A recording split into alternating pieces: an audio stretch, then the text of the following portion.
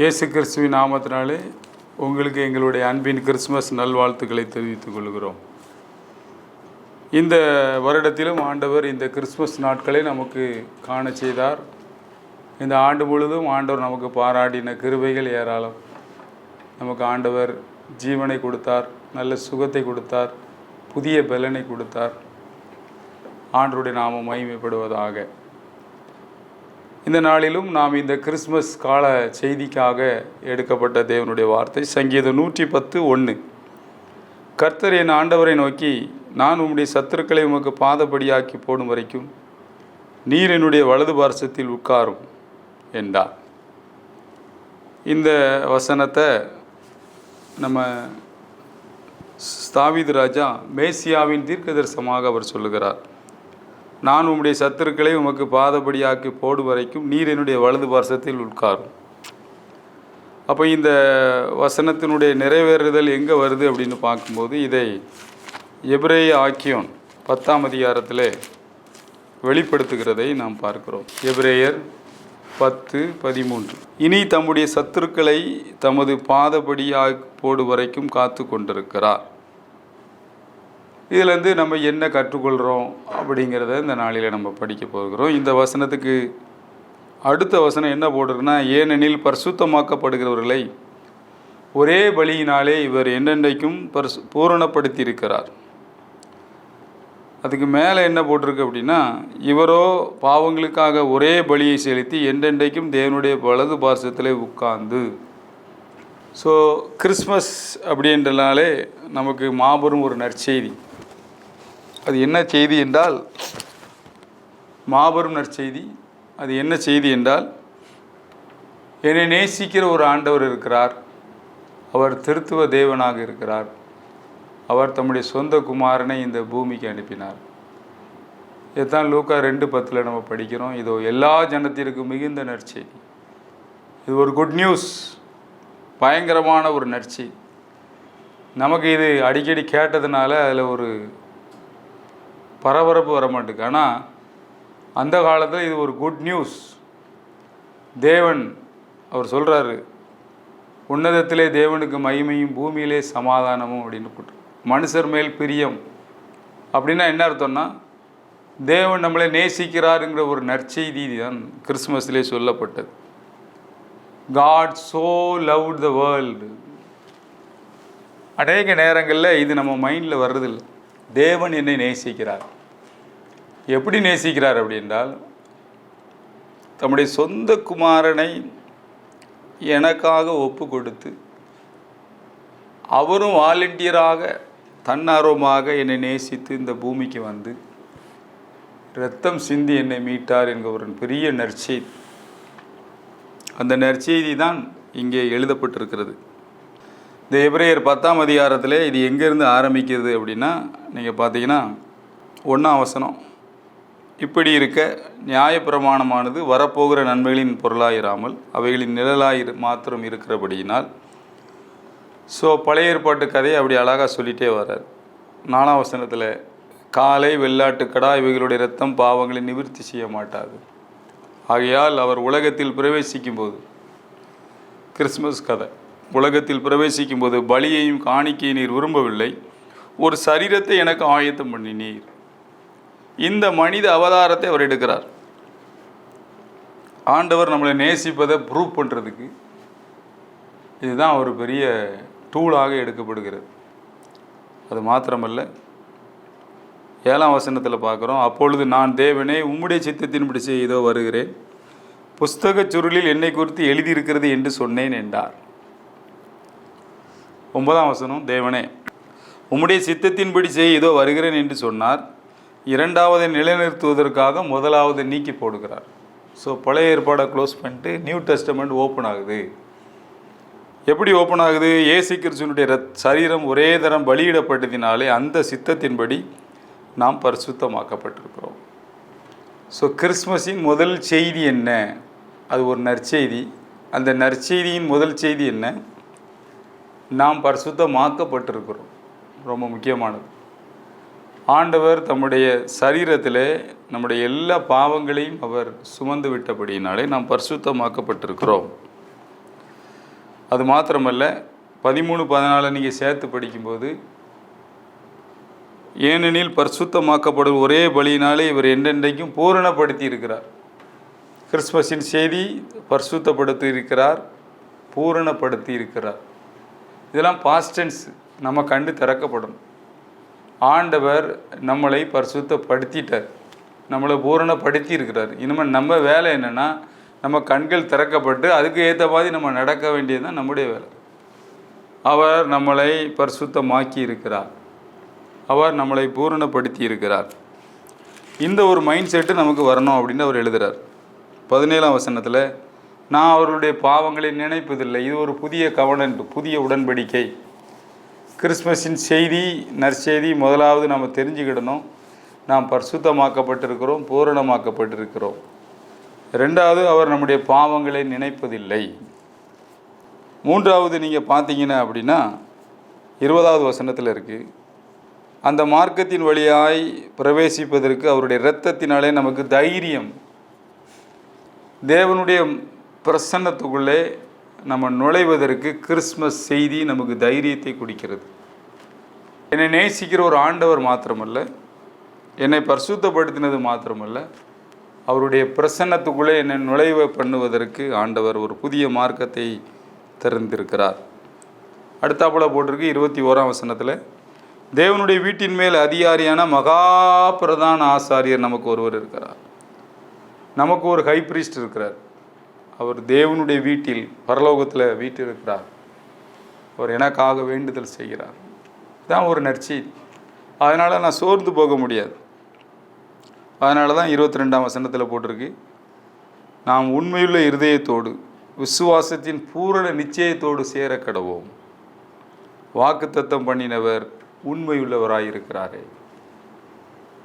So நமக்காக ஒரு ஆண்டவர் இருக்கிறார், நமக்காக பரிந்து பேசக்கூடிய ஒரு ஆண்டவர் இருக்கிறார், நம்ம நேசிக்கக்கூடிய ஒரு ஆண்டவர் இருக்கிறார். அவர் உண்மையுள்ளவர். பயங்கரமாக இருக்கும் இந்த வசனங்கள்லாம் நம்ம தியானிக்கும்போது. இன்னும் நீங்கள் பார்த்தீங்கன்னா 29ஆவது வசனத்தில், தேவனுடைய குமாரனை காலின் கீழ் மிதித்து தன்னை பரிசுத்தம் செய்த உடன்படிக்கையின் இரத்தத்தை அசுத்தமென்று எண்ணி கிருபையின் ஆவியை நிந்திக்கிறவன் எவ்வளவு கொடிதான ஆக்கணைக்கு பாத்திரனாக இருப்பான் என்பதை யோசித்து பாருங்கள்.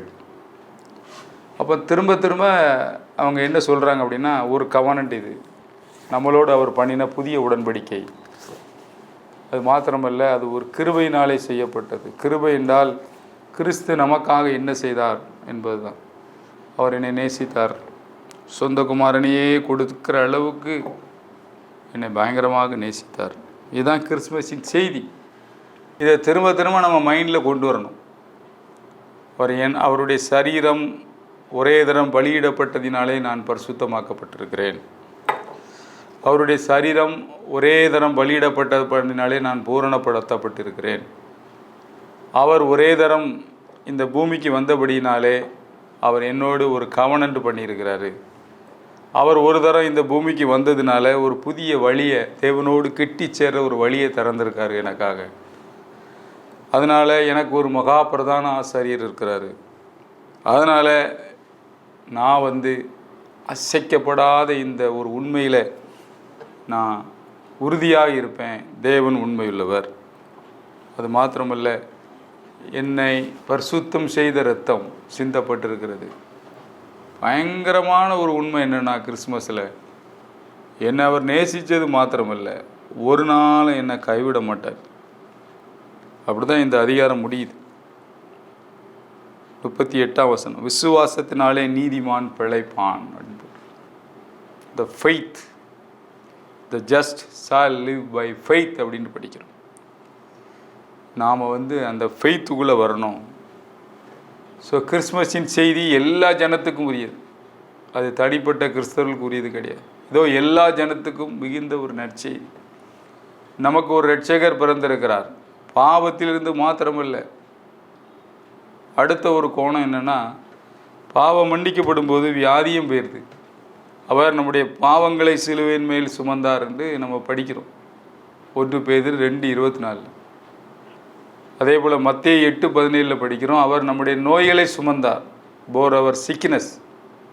ஸோ சின், சிக்னஸ். திரும்ப ஏசாயா 53:4 படிக்கிறோம், அவர் நம்முடைய துக்கங்களை சுமந்தார், சாரோஸ். ஸோ நம்முடைய பாவங்களை சுமந்தார், போர் அவர் சின். 1 பேதுரு 2:24. போர் அவர் சிக்னஸ், நம்ம மத்திய 8:17 படிக்கிறோம். போர் அவர் சாரோஸ், ஏசாயா 53:4 படிக்கிறோம். திரும்ப திரும்ப உங்கள் மைண்டில் இது வரணும். சின், சிக்னஸ், சாரோஸ். பாவம், வியாதி, துக்கம், மனிதனுடைய 3 பிரச்சனை.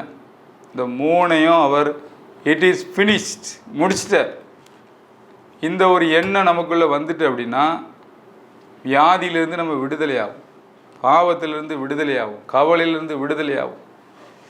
நம்ம மைண்டில் இது வரமாட்டுக்கு. ஆண்டவரே என் வியாதியை குணமாக்கொண்டு சோமுன்றோம். மேலே பார்க்கறது நல்லா தான் தெரியுது, ஆனால் அது கரெக்டு கிடையாது. அவர் ஏற்கனவே 2000 வருஷத்துக்கு முன்னாடி நமக்கு சுகத்தை கொடுத்துட்டார். இப்போ நீங்கள் எப்படி ஜெபிக்கணும்? ஆண்டவரே சிலுவையிலே என்னுடைய பாவத்தை சுமந்திட்டு, அதனால என் வியாதி போயிட்டு ஆண்டவரே, அதற்காக உமக்கு தோத்துற ஆண்டவரே. ஆண்டவரே உம்முடைய தழும்பு உமக்கு இருக்குன்னா என் வியாதி போகிறது உண்மை ஆண்டவரே. தழும்புகளால் குணமானீர்கள்னு போட்டிருக்க ஆண்டவரே. அந்த அளவுக்கு நம்முடைய விசுவாச அளவு இன்க்ரீஸ் ஆகும். இதுதான் நற்செய்தி. நீங்கள் வியாதியோடு இருக்க வேண்டியில்லை, நீங்கள் பாவத்தோடு வாழ வேண்டியில்லை, நீங்கள் கவலையோடு வாழ வேண்டிய அவசியம் கிடையாது, பற்றாக்குறையோடு வாழ வேண்டிய அவசியம் இல்லை. இதான் நற்செய்தி.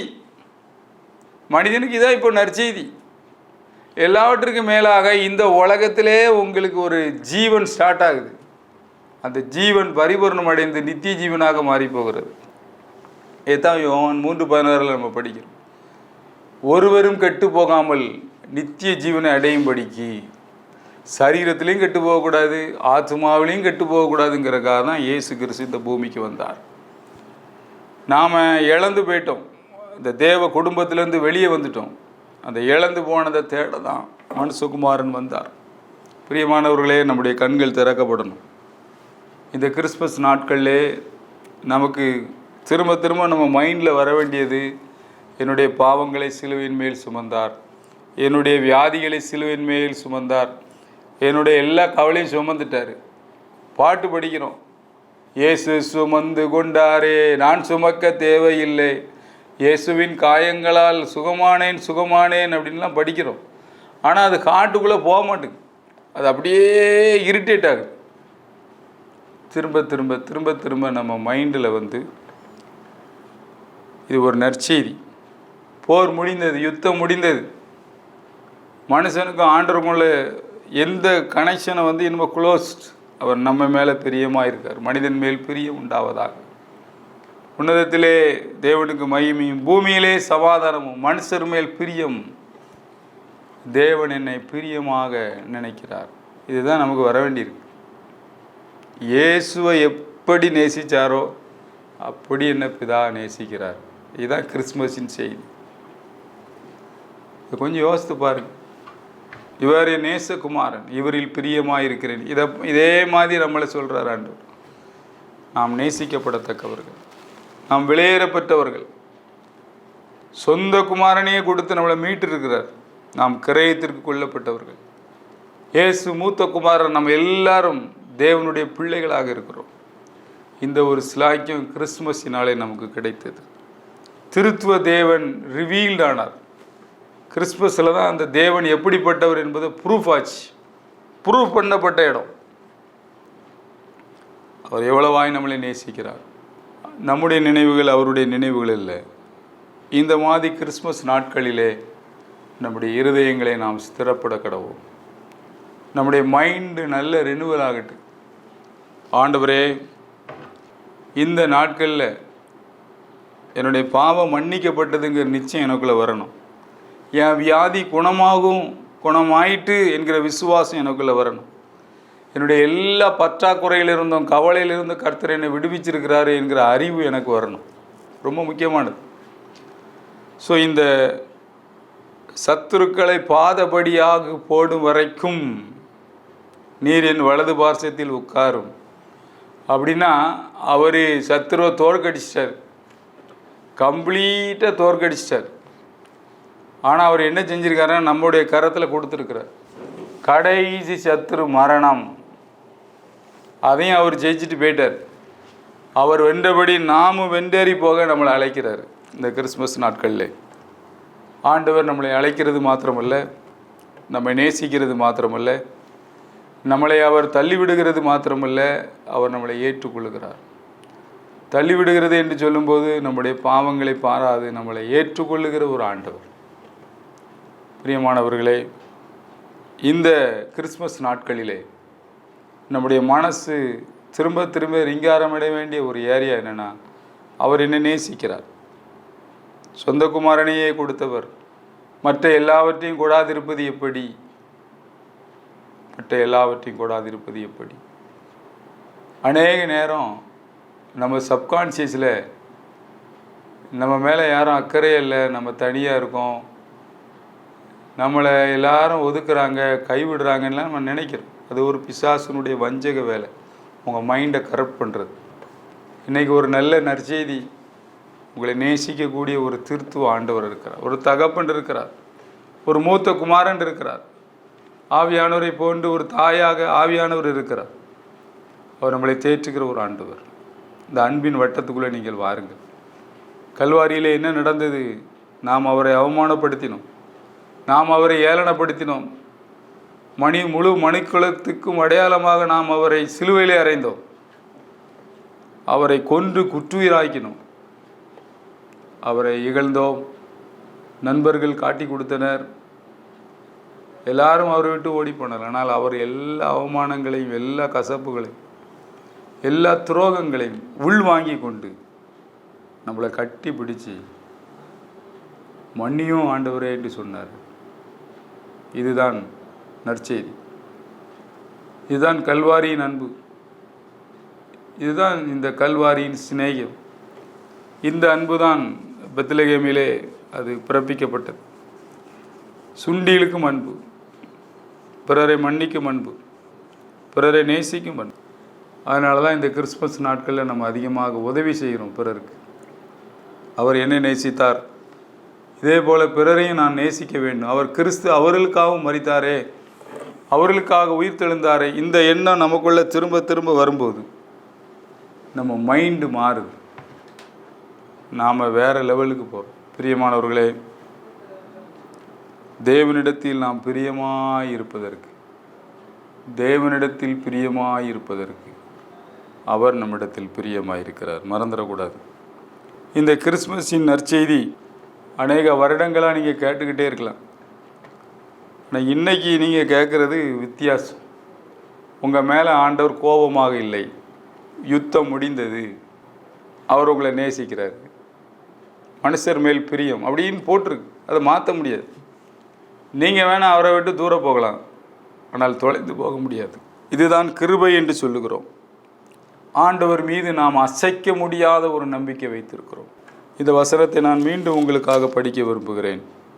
இந்த எபிரேயர் 10ஆம் அதிகாரம் ஆரம்பிக்கும் போது இப்படி இருக்க அப்படின்னா என்ன அர்த்தம்னா, முதல் 9 அதிகாரத்துலேயும் இயேசு கிறிஸ்து எவ்வளவு மேலானவர்ன்னு அவர் விளக்கிக்கிட்டே வர்றார். 10ஆம் அதிகாரத்துக்கு வரும்போது அவர் தன்னா விரும்பி அவருடைய சரீரம் சிலுவையிலே பலியிடப்பட்டதினாலே நான் எவ்வளோ தூரம் பரிசுத்தமாக்கப்பட்டிருக்கோன்னு 10ஆம் வசனத்தில் சொல்கிறார். சொல்லிட்டு 11ஆம் வசனத்தில் ஆசாரியன் நிற்பான். ஏன்னா உடன்படிக்கை பெட்டி அந்த ஆசரிப்பு கூடாரத்துக்குள்ளே சேர் கிடையாது, உட்கார்றது, நின்றுட்டு தான் நிற்கணும். ஆனால் 12ஆம் வசனத்தில் பார்த்தீங்கன்னா இவரோ உட்கார்ந்துன்னு போட்டிருக்கு. இவரோ பாவங்களுக்காக ஒரே பலியை செலுத்தி என்றென்றைக்கும் தேவனுடைய வலது பாசத்தில் உட்கார்ந்து அப்படின்றது. அப்படின்னா என்ன அர்த்தம்னா, இட் இஸ் ஃபினிஷ்ட், முடிச்சிட்டார். இதுதான் கிறிஸ்மஸின் செய்தி. முடிச்சுட்டு இனி தம்முடைய சத்துருக்களை தமது பாதபடியாக்கு போடும் வரைக்கும் காத்து கொண்டிருக்கிறார். ஆவியானவர் சொல்கிறார், பின்னாடி எழுதியிருக்கு 15ஆம் வசனத்தில். இதை குறித்து பரிசுத்த ஆவியானவர் நமக்கு சாட்சி கொடுக்கிறார். எப்படி எனில், அந்த நாட்களுக்கு பின்பு நான் அவர்களோடு பண்ணும் உடன்படிக்கையாவது, நான் என்னுடைய பிரமாணங்களை அவருடைய இருதயங்களிலே வைத்து அவைகளை அவருடைய மனதிலே எழுதுவேன் என்று கர்த்தர் சொல்லுகிறார் என்பதை உரைத்த பின்பு அவருடைய பாவங்களையும் அவருடைய அக்கிரமங்களையும் நான் இனி நினைப்பதில்லை என்பதை சொல்லுகிறார். ரொம்ப தெளிவாக இருக்குது கிறிஸ்மஸின் செய்தி. அவர் உட்கார்ந்தார். உட்கார்ந்தது மாத்திரமல்ல, சத்துருக்களை பாதபடியாக்கும் வரை காத்து கொண்டிருக்கிறார். அது நம்ம வேலை. அடுத்தாப்புல நம்மோடு ஒரு கவனன்ட் பண்ணியிருக்காரு, உடன்படிக்கை பண்ணுறாரு. அதுக்கு பிறகு என்ன பண்ணுறாரு அப்படின்னா, நம்முடைய பாவங்களை அவர் நினைப்பதில் என்று ஆவியானவர் சொல்கிறார். ஸோ முழு திருத்துவமும் இன்வால்வ் ஆகிருக்கு கிறிஸ்மஸில். ஆவியானவர் நினைவுபடுத்துகிறார், குமாரன் அதை செய்கிறாரு, தேவன் நமக்கு அதை ஆப்ரேட் பண்ண கொடுக்குறார். இதில் ஒரு நல்ல செய்தி பாருங்கள். அதனால தான் இதை அந்த காலத்திலே தீர்க்க தரிசனமாக சொல்லும்போது, நமக்கு ஒரு பாலகன் கொடுக்கப்பட்டா, ஒரு அழகாக இருக்கும் அந்த வசனம். அது எல்லாமே பார்த்தீங்கன்னா அது சூப்பர்லேட்டிவ் டிகிரியில் இருக்கும். அந்த வசனங்களை நீங்கள் இந்த கோணத்தில் உட்காந்து படித்து பார்த்தீங்கன்னா, இயேசு கிறிஸ்துவை பற்றி அப்போவுமே இவ்வளோ ஸ்டாண்டர்டாக அவங்க சொல்லியிருக்கிறத நம்ம பார்க்குறோம். நீங்கள் பார்த்தீங்க அப்படின்னா 9ஆம் அதிகாரம், ஏசாயா 9ஆம் அதிகாரம் 6வது வசனம், நமக்கு ஒரு பாலகன் பிறந்தார், நமக்கு ஒரு குமாரன் கொடுக்கப்பட்டார், கர்த்தத்துவம் அவர் தோளில் மேல் இருக்கும், அவர் நாமம் அதிசயமானவர், ஆலோசனை கர்த்தா, வல்லமையுள்ள தேவன், நித்திய பிதா, சமாதானத்தின் பிரபு எனப்படும். குமாரனை பற்றி சொல்லப்பட்ட காரியங்கள். இதை கர்த்தருடைய வைராக்கியம் செய்கின்ற அது முடியுது. ஸோ கர்த்தத்துவம் அவர் தோல் மேல் இருக்கும்னா கவர்மெண்ட் அவர் தோல் மேலே தான் இருக்கும். அவர் நாமம் அதிசயமானவர். இது அவ்வளோ நமக்கு ஒர்க் அவுட் ஆகுது. அதான் இதில் ரொம்ப முக்கியம். பர்சனலாக ஒருத்தர் ஆண்டவருக்குள்ளே வரும்போது நமக்காக கொடுக்கப்பட்டிருக்கிறார். இன்றைக்கி சோர்ந்து போக வேண்டிய அவசியம் இல்லை. எல்லா அதிகாரமும் அவர் கையில் இருக்குது. அதனால் யாருமே உங்களை ஒன்றும் செய்ய முடியாது. அதனால் பயப்படாதுங்க, சரியா? அவர் நாம அதிசயம். உங்களுக்கு புது கிட்னியே தருவார், புது ஹார்ட்டு தருவார். ஏன்னா அவர் கேட்காரு எரேமியாவில், என்னால் செய்யக்கூடாத அதிசயமான காரியம் ஒன்று உண்டோ? அவர் தான் கிரியேட்டர், அவர் தான் சிருஷ்டிகர்த்தா. நீங்கள் ஏன் ஹீலிங்கே யோசிக்கிறீங்க? உங்கள் பார்ட்ஸே மாற்றிடுவார். டாக்டரே பார்ட்ஸை மாற்ற முடியும்னா ஆண்டவரால் ஏன் செய்ய முடியாது? உங்கள் கணையத்தை புதுசாக்குவார். ஆமேன்னு சொல்லுங்க. உங்கள் கிட்னியை புதுசாக்குவார், ஹார்ட்டை புதுசாக்குவார். உன் வயது திரும்ப வாழ வயது போலாகும். உங்களுக்கு அது ஒர்க் அவுட் ஆகும். இதுதான் கிறிஸ்மஸின் நற்செய்தி. பாவம் மாத்திரமல்ல, வியாதி மாத்திரமல்ல, கெட்டு போகாமல் நித்திய ஜீவனை அடையும்படிக்கு எந்த ஒரு பகுதியும் கெட்டு போக அவர் விட மாட்டார். ஆவி, ஆத்மா, சரீரம் மூணையும் உயிர்ப்பிக்கிற ஒரு ஆண்டவர். பிரியமானவர்களே, அவருடைய நாம அதிசயம். உங்களுக்கு அதிசயம் செய்யும். பற்றாக்குறையிலேருந்து நீங்கள் வெளியே வருவீங்க. ஏன்னா அவருடைய நாமம் அதிசயம்.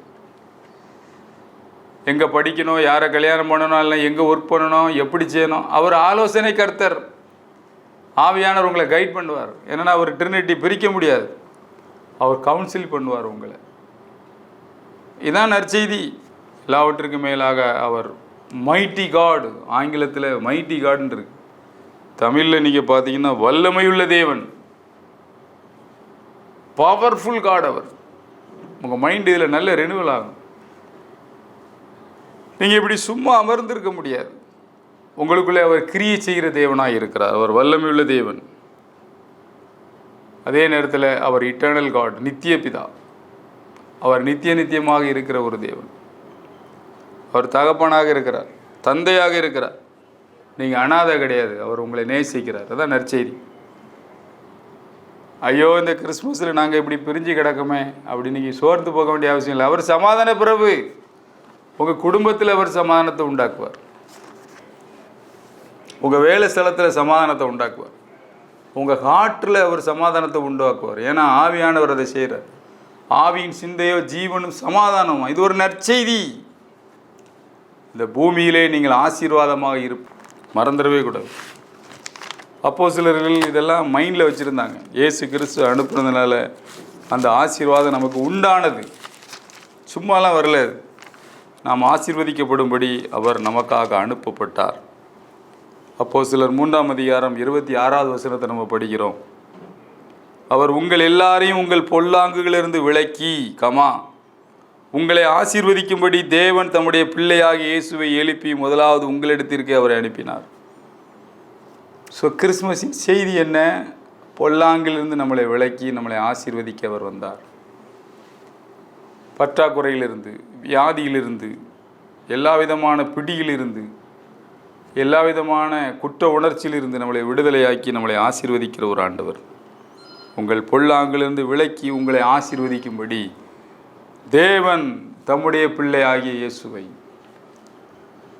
கிறிஸ்மஸ் என்பது பிரம்மாண்டமாக கொண்டாடப்பட வேண்டிய பண்டிகை. கிறிஸ்மஸ் என்பது எல்லாருக்கும் உரியது.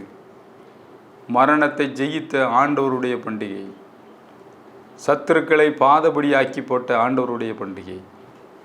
இது நமக்குரியது. நாம் இயேசுவை போல இந்த பூமியிலே செயலாற்ற அழைக்கப்பட்டிருக்கிறோம். அவர் இந்த பூமியிலே இருந்தபோது வியாதியை விரட்டி விரட்டி துரத்தினார். நாமும் அப்படியே துரத்த அழைக்கப்படுகிறோம். பிசாசின் கிரியைகளை அழிக்கவே தேவகுமாரன் வெளிப்பட்டார். நம்மளே ஆண்டவர் அதுக்கு அழைச்சிருக்காரு. சத்துருக்களை பாதபடி ஆக்கு வரைக்கும் அவர் காத்திருக்காரு. ஏன்னா நம்ம ஒர்க் பண்ணணும் அப்படின்ட்டு. நாம தான் பாடி ஆஃப் கிரைஸ்ட் இந்த பூமியில். கிறிஸ்துவின் சரீரம் இப்போ பூமியில் நம்ம தான். தலை கிறிஸ்து. அவர் இப்போ முடிச்சுட்டு வேலையை உட்காந்துருக்காரு. அவரோட தான் நம்மளும் உட்கார்ந்துருக்கிறோம். எனவே நம்ம செய்ய வேண்டிய பணி இன்னும் அதிகம் இருக்குது. சந்திக்கப்படாத திரள் கூட்டத்தை சந்திக்க நாம் அழைக்கப்பட்டிருக்கிறோம். இந்த நற்செய்தியை பறைசாற்றுவது நம்மேல் விழுந்த கடமை, பொறுப்பு. இதுதான் நற்செய்தி. பாவங்கள் மாத்திரமல்ல, வியாதி மாத்திரமல்ல, கவலைகள் மாத்திரமல்ல, எல்லா சாபங்களும் எல்லாமே சிலுவையிலே முடிக்கப்பட்டது. அதற்காகத்தான் கிறிஸ்து வந்தார். இழந்து போனதை தேடவும் ரட்சிக்கவுமே வந்தார். பிரியமானவர்களே, நம்முடைய கண்கள் தான் திறக்கப்படும். நம்மளே கர்த்தர் அவருடைய பெட்டகமாக வைத்திருக்கிறார். வல்லமையின் பெட்டகமாக இந்த இடங்களிலே, குடும்பத்திலே, வேலை செய்கிற இடத்திலே வைத்திருக்கிறார். நீங்கள் ஒரு உடன்படிக்கை பெட்டி. நீங்கள் ஒரு குட்டி கிறிஸ்து. நீங்கள் தேவர்கள், யுவர் காட்ஸ். எங்கே வியாதியோ அங்கே பிரச்சனையை தீர்க்க ஒரு மருந்தாக நீங்கள் செயல்பட கர்த்தர் உங்களை எதிர்பார்க்கிறார். நீங்கள் கிறிஸ்துவின் சரீரம். நீங்கள் கிரயத்திற்கு கொல்லப்பட்டீர்கள். குற்ற உணர்ச்சியிலே கிடக்கிற பிள்ளைகளை விடுதலையாக்கி கிறிஸ்துவின் அன்பை சொல்ல நீங்கள் அழைக்கப்பட்டிருக்கிறீர்கள். இதுதான் கிறிஸ்மஸின் செய்தி. சும்மா இருக்க முடியாது, அமர்ந்திருக்க முடியாது. நமக்கு ஒரு பாலகன் பிறந்தார், நமக்கு ஒரு குமாரன் கொடுக்கப்பட்டார். அவருடைய நாமம் அதிசயமானது. இந்த கிறிஸ்மஸ்லே ஆண்டவர் அதிசயங்களை உங்களுக்கு செய்ய பண்ணுகிறார். சூப்பர் நேச்சுரல் பிளெஸ்ஸிங் உங்களுக்கு உண்டு. நீங்கள் விசுவாசி. எல்லாத்தையும் விட்டுட்டு மனுஷர் மேல் பிரியுங்கிறதையே நீங்கள் திங்க் பண்ணுங்கள். என்னை அவர் நேசிக்கிறார். சொந்த குமாரனையே கொடுத்தவர் மற்ற எல்லாவற்றையும் கொடாதிருப்பது எப்படி? கெட்டு போகாமல் நித்திய ஜீவனை அடையும்படி திரும்ப திரும்ப அதை தியானம் பண்ணுங்கள். இந்த பண்டிகையின் ஆசீர்வாதம் உங்களோடு இருப்பதாக. இந்த பண்டிகை நாட்களிலே யார்கிட்டெல்லாம் சண்டை போட்டிங்களோ அவங்களெல்லாம் கூடுங்க உங்கள் வீட்டுக்கு. சரியா? உங்கள் அண்ணன், தம்பி, அக்கா பிள்ளைகள், தங்கச்சி பிள்ளைகள், பெரியம்மா, சித்தப்பா, இப்போமே ஃபோன் போட்டு டிக்கெட் புக் பண்ணுங்கள். ஜிபே இருந்தால் ஒரு பணம் அனுப்புங்க. ஹலோ சொல்லுங்கள். இப்போமே கிறிஸ்மஸ் ஆரம்பிக்குது. யார்கிட்டெல்லாம் சண்டை போட்டிருந்தாலும் ஒப்புரவாங்க. உங்களுக்கு கிறிஸ்மஸ் ஆரம்பிக்குது. ஏனென்றால் யுத்தம் முடிந்தது. மனுஷர் மேல் பிரியம் உண்டாகிறது. நல்ல ஒரு கொரியரில் உங்கள் நண்பர்களுக்கு நல்ல கிஃப்ட் அனுப்புங்க. சும்மா விருந்து கூப்பிட்டு ஆசீர்வதிங்க. கர்த்தர் அதில் பிரியமாக இருக்கிறார். ஆண்டவருக்கு அது ரொம்ப பிடிக்கும். விருந்து வைக்கிறது கெட்டகுமாரன் கதையினுடைய கிளைமாக்ஸை தான். கொளுத்த கண்டை அடிப்பித்தார். நம்முடைய கிறிஸ்மஸ் அப்படி மாறட்டும். குடும்பங்கள் மீண்டும் கூடுகிற ஒரு இடமாக, ஐக்கியத்தை புதுப்பிக்கிற ஒரு நாளாக மாறி போகட்டும். தலை தாழ்த்தி நாம் ஜெபிப்போம். நல்ல பிதாவை நாங்களும் நன்றியோடு துதிக்கிறோம். இயேசு கிறிஸ்துவின் நாமத்தினாலே இங்கே வந்திருக்கிற எல்லாரையும் ஆசீர்வதிக்கிறோம். கிறிஸ்மஸ் பண்டிகையின் ஆசீர்வாதம் ஒவ்வொருவருக்கும் உண்டாகட்டும். தேவைகள் சந்திக்கப்படட்டும். ஆண்டவரே, நல்ல புது ட்ரெஸ் எடுத்து ஆண்டவரே, இயேசு என் பாவத்தை மன்னிச்சார் என்று கொண்டாடட்டும். ஆண்டவரே, இயேசு என் வியாதியை போக்கிட்டார் என்று கொண்டாடட்டும். ஆண்டவரே, இயேசு என் கவலையெல்லாம் போக்கிட்டார் என்று சொல்லி பிறருக்கும் ஆண்டவரே இந்த கிறிஸ்மஸை பகிர்ந்து கொடுக்கத்தக்கதாக பொருளாதாரத்திலே இவர்களை நீர் ஆசீர்வதியும். ஆண்டவரே, நம்முடைய கரத்திலே நாங்கள் ஒப்பு கொடுக்கிறோம். இயேசு கிறிஸ்து மூலம் வேண்டுகிறோம் நல்ல பிதாவே. ஆமேன், ஆமேன்.